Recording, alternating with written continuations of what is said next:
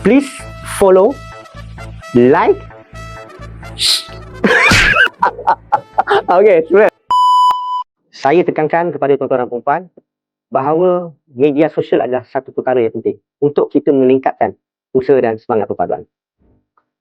Currently, social media play a big role in our life.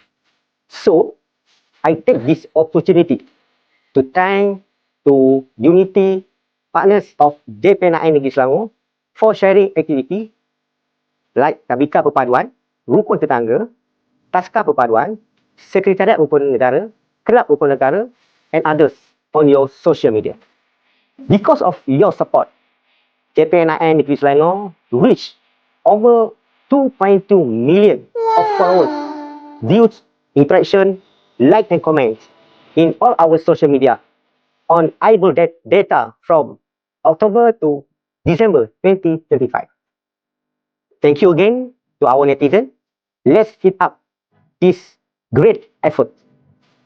If not us, who else? Please follow, like, comment, share media sosial Pengarah Perpaduan Selangor. We are Selangor, we can do it. Kita Selangor, pasti boleh.